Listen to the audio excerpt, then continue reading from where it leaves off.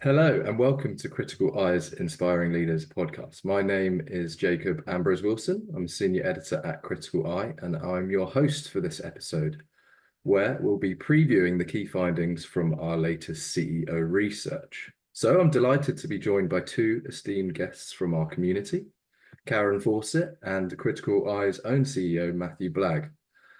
Joining us from Singapore, Karen currently holds a portfolio of non-executive roles, including at international financial services group Aegon. She's also a senior accredited director at Singapore Institute of Directors and a board mentor here with us at Criticaleye. So it's great to have you both on to talk about the 2024 CEO research, which was taken at our recent CEO retreat. So our research reports are typically broken down into four areas. 1, leadership challenges. 2, economy and growth. 3, stakeholders. And lastly, personal development. So I'll try and keep to that structure throughout this episode. But often with our research at Criticaleye, it's the top priorities for the year that are most eye-opening, because you can make comparisons across the different verticals and also with previous years. And in our 2024 CEO research, improved business performance came in as the #1 priority for those surveyed. Matthew, I'll come to you first. What does this reveal about the operating environment and where the thinking of CEOs is at present? I think it reflects the sort of uniformity of the current environment that we're in, that actually we've gone through a period with COVID where everything was blown up, which meant that it was a winners and losers and people in different places. You then had a period where, to a certain extent, you had an element of slightly suspended animation with things in different points going through peaks and troughs, and ultimately being able to move price up with high inflation. I think you've got to a point now where customers are getting more fickle and costs have gone up. And so you're seeing business improvement across the board. And I think what's really interesting, in my years in Criticaleye, I've never seen that uniform across industries. Usually what you're looking at, and geographically, you're looking at the curves being in different points, which is kind of an interesting leveling element. Right now, we're seeing a huge amount of uniformity across the different landscapes. And I think that's probably reflected in terms of business improvement. Business improvement means sort of alignment between the capital and the return and simplifying it. And I think that comes across all the different organizations and the different stages of business. And I think reflects the sort of element of change that COVID brought through, and then the period to then get into some degree of rhythm. And I think the positive is there is a clear rhythm, but it is on a focused mindset, I think is the reality. Yeah, we had an economist on one of our recent virtual roundtables, and he spoke about the bungee jump in terms of the global economy since COVID. And I think we'll get on to that. But Karen, I'll bring you in. In the corresponding research on CEOs exactly 12 months prior, sustainability and ESG was the top priority. And that's now fallen down to 4th on the list in 2024. So what factors do you think have driven sustainability down the agenda for CEOs and boards in the last sort of 12 months? I think there are possibly a few reasons for this. I think, firstly, I don't think sustainability is actually any less important for CEOs than it was last year, but I think it may not be top of mind, at least for a couple of reasons. Firstly, I think the work on sustainability has now moved into the organization. They're either undertaking the massive reporting exercise, which is currently underway, or they're genuinely redesigning business systems to comply with regulations. And so if I'm the CEO and the leadership team, I'm probably sitting there waiting to review the results of those exercises rather than determine my ESG sustainability strategy from scratch. I could give a contrary view, which is that sustainability targets for corporates are still unclear and they're sitting on the fence, and they're still too voluntary. I think we've seen with various governments around the world pulling back We saw that with the UK Tory government, and the new government stance I don't think is too clear yet. I think corporates may be hedging. But if I look at Europe and the reporting requirements and the fact they're going full steam ahead on driving sustainability, that view I think I'm quite skeptical about. I mean, the boards I'm on, we are spending an enormous amount of time looking at the sustainability reporting and efforts within the business to genuinely decarbonize. So I think there's real action taking place, but it's temporarily not as visible as possibly it should be. And Matthew, do you agree with that view, or maybe is there, from the people that you're speaking to, a view developing among leaders that improved business performance and sustainability are mutually exclusive, or is it just kind of unpicking the difficulty of reporting that's driving this? I think Karen's highlighting these are big macro things coming together, and it's a complex mix of things. I don't think there's any leader that doesn't, well, there's very few leaders that doesn't believe that the climate change is happening and the implications of business. And if you look at that across the members of Criticaleye, it's very prevalent. So that is there. I think that there is challenges around geopolitical differences of opinion. I think politicians are varied on it. It's the timeline, the cost implications, and in a lot of ways, to a certain extent, is how important is it to me today? And I think Karen's point is there is an infrastructure in larger organizations, but there is difference of opinion at a point when performance, and I'm afraid, you're in a point when if you don't perform, you're out. So whether that's you're removed as CEO or you're taken out as a business. And so I think there is a recognition in boards that you're playing in an environment where you've got to get a lot of things right, and that's not easy. And the pitch can suddenly change, and you can be left a little bit high and dry. And it is a complex geopolitical landscape, one that I think is only getting more complex. And that contradictions between, yes, there is a real appetite for change in investment, but there's also things that aren't in the right place. There's big question marks now about hydrogen, where it fits. The carbon capture is still the capital requirement. So, and what you're seeing in a lot of places, there's massive contradictions to the need, the capital flow, and then the implication of cost to the consumer, which I think is probably the biggest single issue around the world, is that inflationary point, and how do you balance it? So it's not an easy mix of things. And then I think the reporting requirement can cause unintended consequences, which I think is not necessarily beneficial.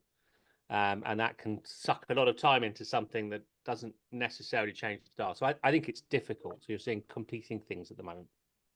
Yeah, absolutely. Okay, Karen, we asked CEOs why senior leadership teams can become overly focused on short-term goals, and 67% answered with pressure to provide a return to investors. Is this surprising to you, this figure? And how can executives balance the need to deliver on their obligations to shareholders while also sticking to that long-term vision or strategy of their business? Yes, I didn't find this surprising. I think the performance pressure for everybody is extreme at the moment, and that's whether you're running an investment fund or you are you are a corporate delivering the returns. I think investors have greater choice than they had a few years ago, because they can actually put the money into debt instruments and make some money, whereas the past few years they couldn't. Some of those debt instruments may be more passive than others, and they're still giving good returns. And when we look at corporate performance, in reality, it's, the Magnificent Seven have done extraordinarily well in the tech industry, and many other corporates have been quite lackluster recently. So there is extreme pressure. But I think this short-term versus long-term is just, look, we all know when you're under pressure, you go inward looking and you focus on the very short term because you feel you're doing something. But this is about management discipline. You have to run both agendas in parallel, and spending time on agreeing your long-term vision and strategy is essential in order to prioritize short-term activities. So I don't see them in conflict at all. I see them different elements of the same continuum. And how do you deal with it? Well, often you have different teams responsible for it. You may have teams looking at very forward-looking projects, whether it's new ventures or acquisitions or divestitures, which are obvious. But I think what companies need to think about is the speed of the potential change in the short term is quite massive and does require attention, but you can't prioritize what you're going to do unless you know what you want to look like in the longer term. So I think despite the pressures, they have to do both. Yeah, and Matthew, keen to get your view here, as I think storyboarding with investors is becoming increasingly important. Look, I think that I agree with everything Karen said. What would accentuate that, if you take the journey of Criticaleye 21 years, the speed has just increased and continues to increase. And I think the difference then between delivering on today's number and change, it is really difficult. And if you look, there's a lot of boards we're working and executive teams we're working at the moment about that, how do you get the balance right between delivering today towards that organizational change, skills of the future, the technology implication on people is becoming more serious, opportunity to do things differently it is there. So but ever has it been thus, if you get bogged in the details, and I think that if I'm honest, I think there is a real danger in that leadership capability becomes quite transactional. And if you look at the organizations that have thrived over the generations, they've had the ability to regenerate, and they've had leaders who have competency that go beyond the delivery of today. So I don't think in that sense there's any difference. I do think, though, that we're developing less of that at the moment, because I think organizations will be a bit more short term in terms of their investment processes. You are seeing less investment in development overall, particularly the leadership agenda, and you'll see more churn. So to a certain extent, the challenge is if you're going through change, when it gets a bit difficult, you are seeing CEOs changing. The rotor of CEO change is accelerating really fast. And I do think you're also bringing people in with limited experience of leadership. So they've come through the ranks faster. They've got less experience of matching those two things. So there's a lot of complex things that I think we've got going on at the moment. Yeah. Yeah, and I think it feeds into the debate around agility versus strategy. The volatility of the current environment demands a certain amount of nimbleness, I think, when challenges surface out of nowhere.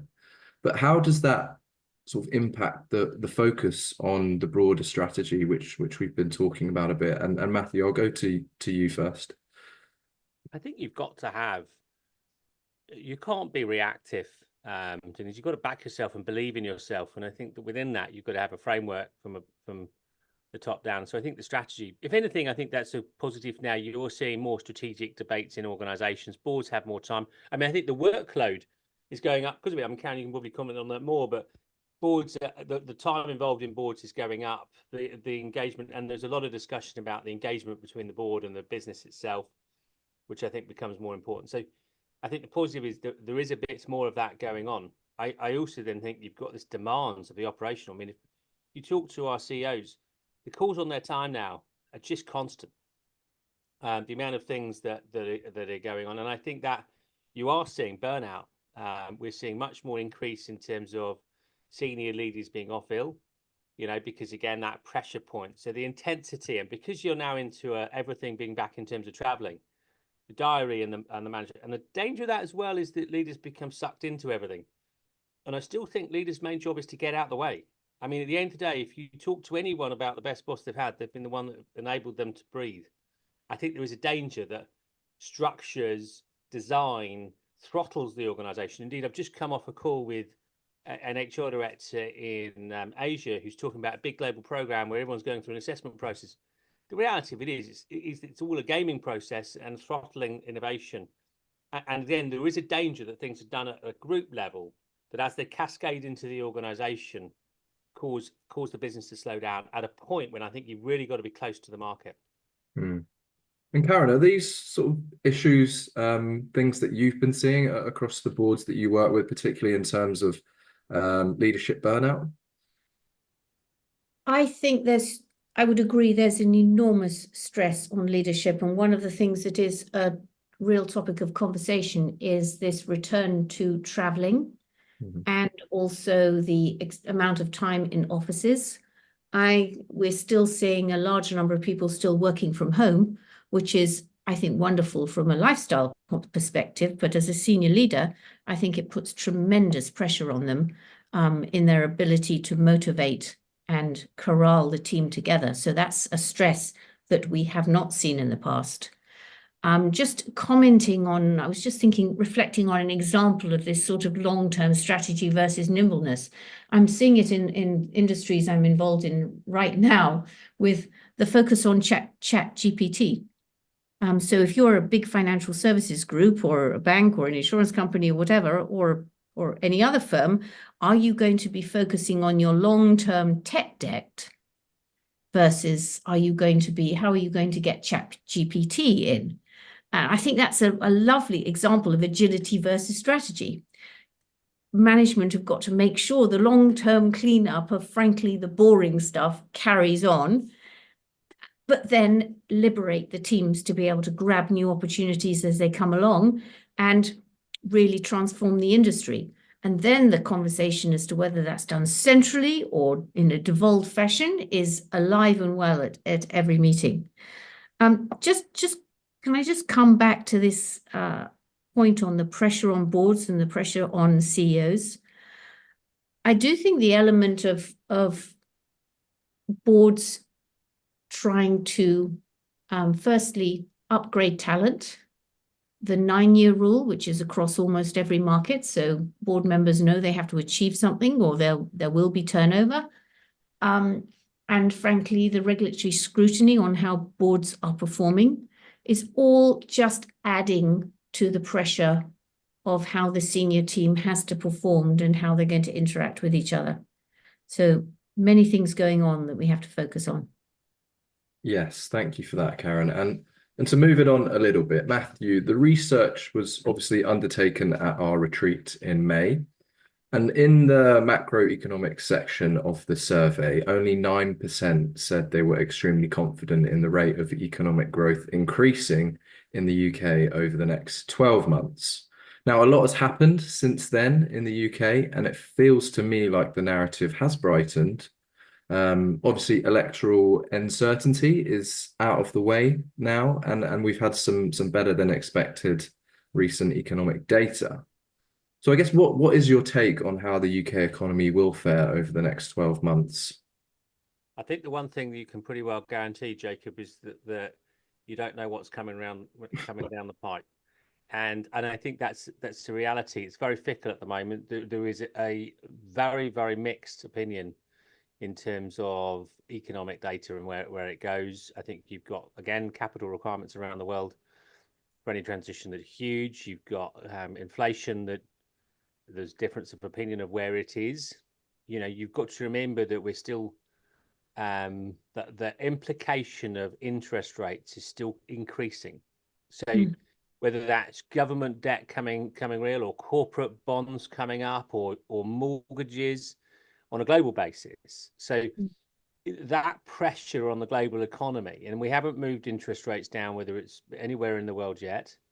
And there's talk about it, but I think there's real concern because the fundamental rates of inflation are a bit sticky. And then you've got wage challenges because expectations and reality are not in the right place. So, and there's this element of global understanding that effectively basic capital structures is that you know if you have everything going up, I'm afraid there's only one way, which is to start cutting. So I think from any of your markets around the world, you've got this really difficult mixture of challenges. Yeah, and Karen, I referenced the bungee jump analogy for the global economy earlier in the podcast. So I just wanted to hear your thoughts, maybe how optimistic or pessimistic are you about where we are in this kind of bungee jump? Are we still being jolted around, or is it starting to slow? And how will we land, essentially? Well, I think the answer is who knows? I mean, as far as the bungee jump is concerned, it was very extreme after COVID, and inflation went up incredibly high. Everyone expected to come down a lot faster than it actually has, and it is, as Matthew said, it's incredibly sticky. Mm.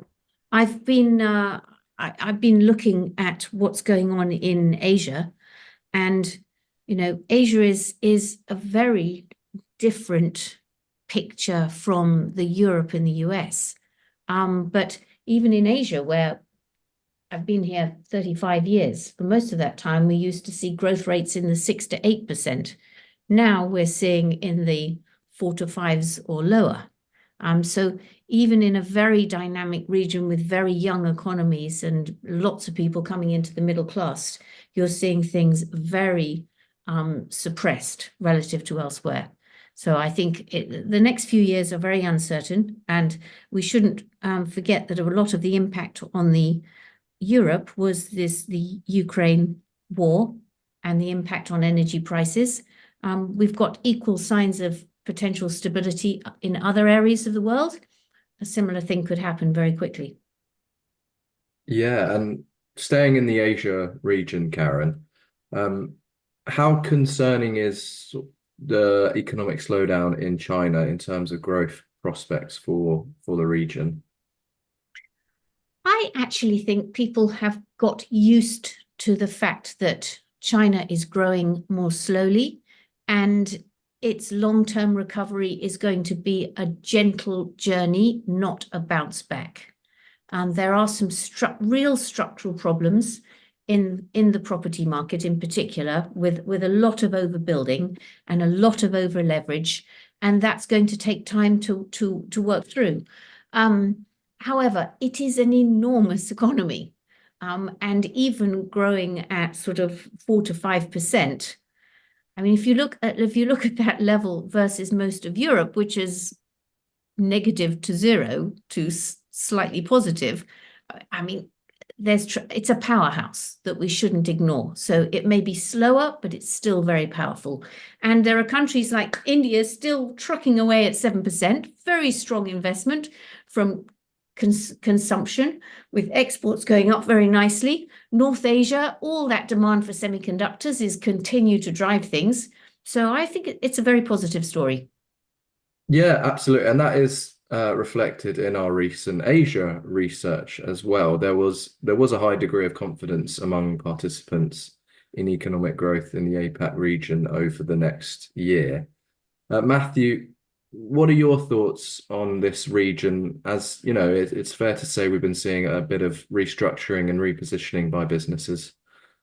I think that there's no question that there's still huge opportunities. What you are seeing is capital allocation to Asia is now not as a given. Yeah. So that there is much more debate, discussion, and fight for capital. By the way, that's good. What I would also say is I think there is a leadership gap in the region, which I think if you've been growing at 8%, you look bright and shiny if you're growing at 7% and not doing a lot. And I think what we are seeing is there is real issues around leadership competency in a more nuanced environment, and where you've pushed leadership responsibility. COVID pushed a lot of people into country roles where they were autonomous because they couldn't be got to, and now you've got structures. So there's an organizational structural implication and rhythm that I think is more complex over there in terms of the in Asia that's going on. But I think the opportunities are there. It's not that, again, the growth rate is still positive. But if you've been used to 8% and you're now growing at 4%, that's a very different leadership challenge.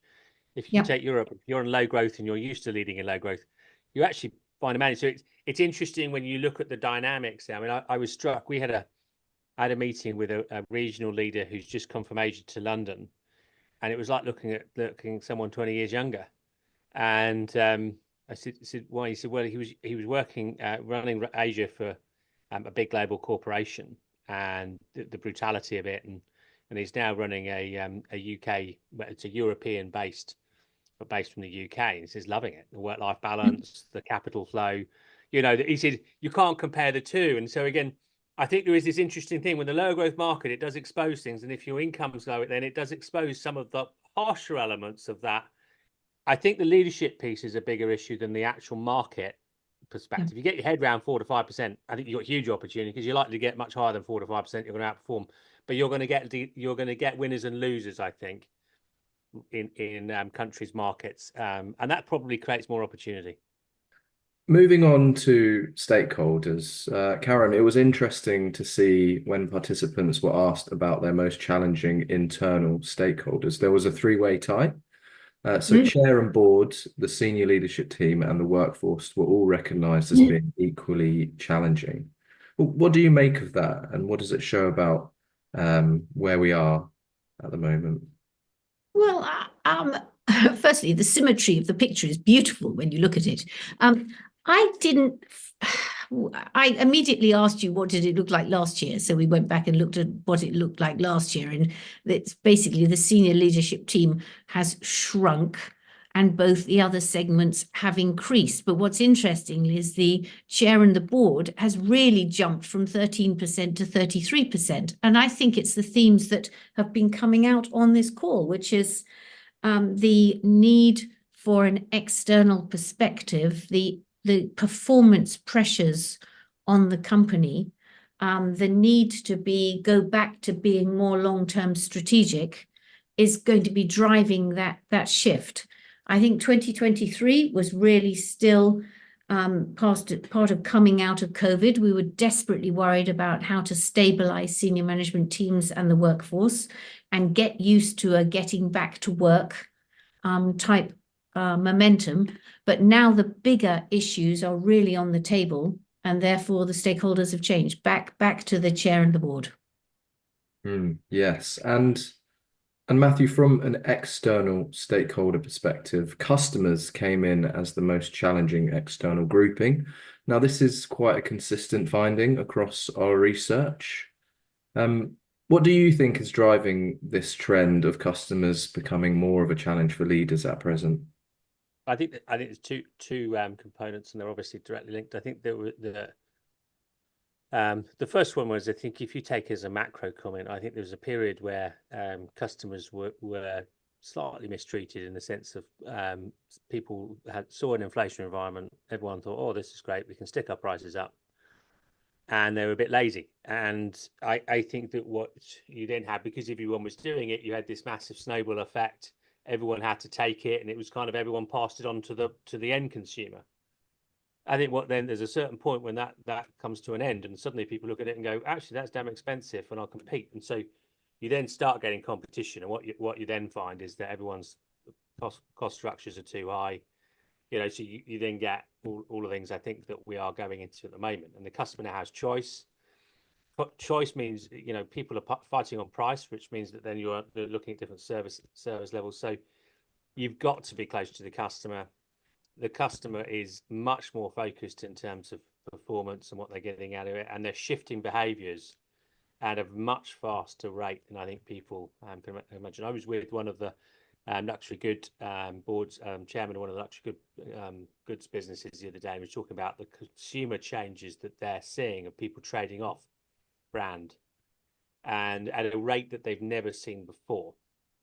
And again, I think that's reflective. It doesn't mean to say that the premium space isn't very much still strong, but if you slightly come off your brand position in terms of positioning, you get washed away very fast. And I think that's a small reflection of where we are on a global perspective. People are becoming very cost focused, and that obviously leads to business improvements, you know, business alignment. I mean, all these things link back to where's my income, where's my profitability. I mean, the basics of a business goes back to the very beginning. The first question, we are at a point when the basics have to be right, because otherwise you don't exist. So yes, I think the customer now is in control in a way that they weren't before, and then that links to tightening up, which also means you are seeing businesses start disappearing at a faster rate. So if you go around and look globally around insolvency levels, they're going up relatively quickly now, because again, capital is tightening up on those businesses that are in the wrong place. And again, Karen's point earlier,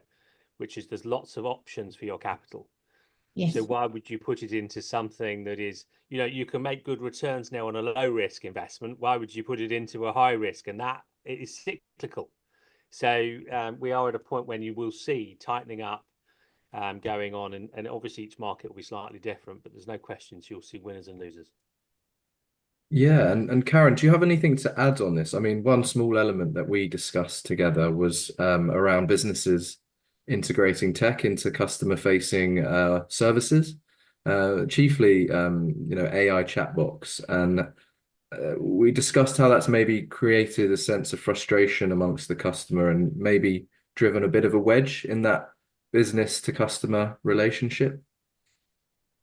Yes, I think two thoughts on this. Firstly, with all the technology capability, the customer voice is now instantaneous.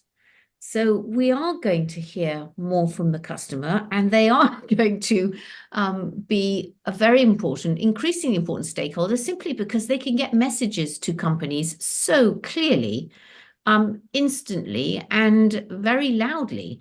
And the customers with the issues are always often the loudest ones for obvious reasons. So feedback is loud and not necessarily considered, because it can be an instantaneous like or dislike.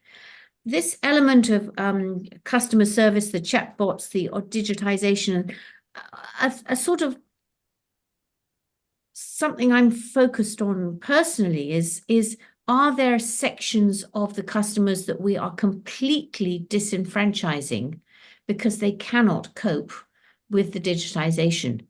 Now, personally, I love the degree of digitization. I love the fact that I can continue functioning wherever I am in the world, just carry my phone, I can do everything.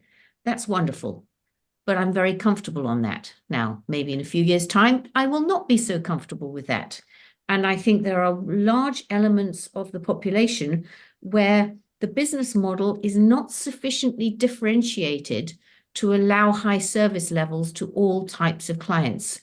So I think the customers are going to be increasingly challenging, but I also think they're going to be more differentiated in the service levels they require and service mechanisms. Yeah, okay.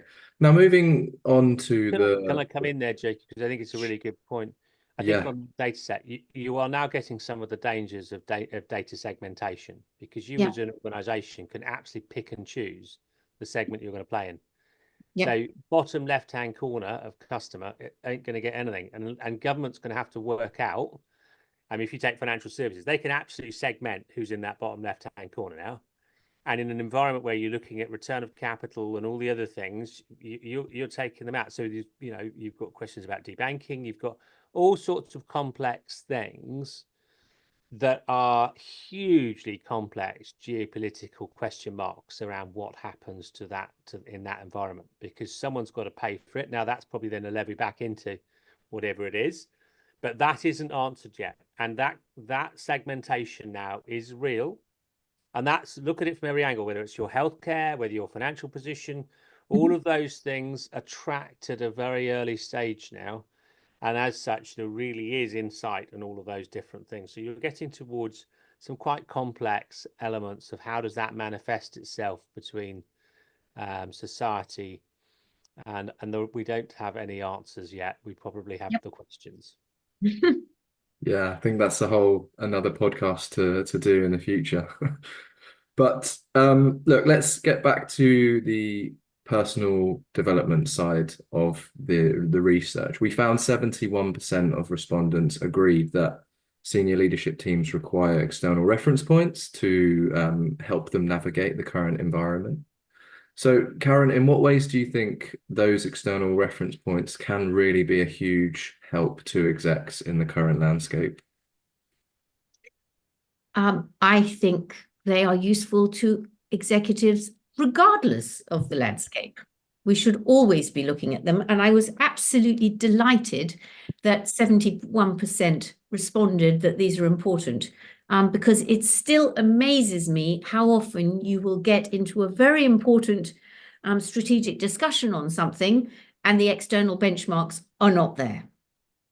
And we'll get back to the customer view again, that often the customer insights and views are not sufficiently there. I think these external benchmarks are the easiest way to stop being internally focused.